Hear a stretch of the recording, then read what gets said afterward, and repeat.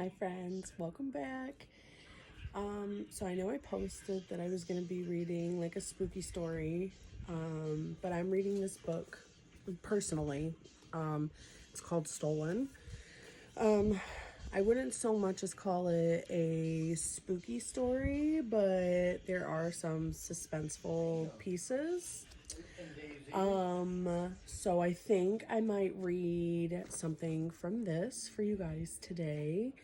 So just a little bit of background. I actually have not even finished the book yet, so I don't know how it ends. I'm somewhere still in the beginning. Basically right now this girl, she was stolen out of an airport.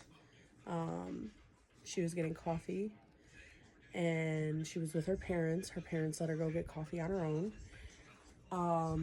And some rando guy spotted her and she thought that he was attractive, as we all do as young females. We've all been there. And it just goes downhill from there. So I found the page that I want to start reading at. So just so you guys understand what's happening. She's been with this guy for a few days now, and she's trying to figure out how she can get out without harm for herself, or without him finding out. So she starts like getting the lay of the land in the house and trying to figure out like where everything is at. And also just to say that they are out in the middle of the desert in Australia. So they're literally in the middle of the desert. This guy just found a piece of, he just was wandering in the desert and found this area that he thought was gorgeous and started building a house. And he got lonely and kidnapped a girl. Now she is asking him what she does in the outbuilding all day, because he's always like outside in this building, like by the house, back of the house. And he asks him to show her what he does out there all day. This part was kind of suspenseful. So this is the little passage that I'm going to read. I know I rambled for a minute, so forgive me. I just wanted to make sure you guys understood why it was suspenseful. Because she doesn't know this man. They're out in the middle of nowhere. For all she knows, he's killed a bunch of women and, So, here we go. You walked toward the outbuilding. I hesitated at your car, looking in the window to see if you'd left the keys inside. Orange rubbed off onto my clothes as I leaned against the door. The car was white beneath the dust. There were flakes of rust around the windows, a drum of gasoline or something on the back seat, and a piece of scrunched up clothing in the front. There were two gear shifters below the dashboard. I rested my hand against one against one of the warm, fat tires. Sorry. You looked bored when I caught up with you. I don't know why you keep trying, you said. There's no way out. You took the key from the pocket of your shirt and stepped up onto the crate in front of the outbuilding. The key clunked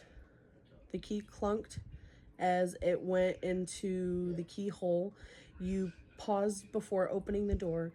I don't want to take you in here if you're not ready, you said you said, your voice firm. So you understand why she's starting to freak out now. The door dropped on its hinges. Okay, let me restart that one. I'm sorry. The door dropped on its hinges a bit as you opened it. The room was dark inside and empty looking. I could make out a few shadowy objects further in, but nothing else. Suddenly, I didn't want to go in. I froze, my breath getting faster. I had this image of you killing me in there, killing me in the dark, leaving my body to rot. You had that weird smile on your face too, like you wanted to. I don't know, I started to say, but you grabbed me quickly around the shoulders and shoved me inside. You're going to like this, you said. I started to scream. You held me tighter and tighter, those strong arms of yours squeezing. I struggled against you, tried to get away, but your arms were fastened and solid. A phantom's grip. You dragged me further into the room. It was so dark. Don't move, you shouted. Be still, you'll wreck it. I bit your arm, spat at you. Somehow I loosened your grip. I fell away onto the floor, hitting my knee hard against it. You grabbed my shoulder and pushed me down, using your strength to keep me there. I said, don't move. You were hysterical, your voice on edge. I scratched at the floor, tried to grip on anything, tried to drag myself along. Don't hurt me, I screamed. I lashed out, my fist connected with something. You made a gasping noise, and then suddenly you let go. I was up, stumbling and running to where I thought the door was. Just stop. Stop. I tripped and hit the floor again. There was a wetness and stickiness against my palms right where I landed. I crawled through it. It didn't end. The whole floor was wet. And then there were the other things, hard things, sharp things scratching me at the legs. There was soft lumps of material. It felt like clothing from all the other girls you might have killed in there. The sticky stuff was stuck up to my elbows. It felt like blood. Had you hit me without me realizing? I touched my forehead. Stop, please, Gemma, just stay where you are. I was crying and screaming, trying to get away. You were yelling too. I could hear you thumping through the room after me. At any moment, I'd feel a knife in my shoulder or an axe slicing my head. I kept bringing my head up to check if I had been hit. I kept bringing my hand up to check if I had been hit. Already, I felt my throat. I didn't know where the door was. I slid over the floor, feeling along it, desperately searching for something to protect myself with. My shoes slipped in the wetness. You pulled open the curtains, and I saw it all. All right, I guess if you want to know what she saw, you'll have to let me know. I hope you guys have a great night. Bye.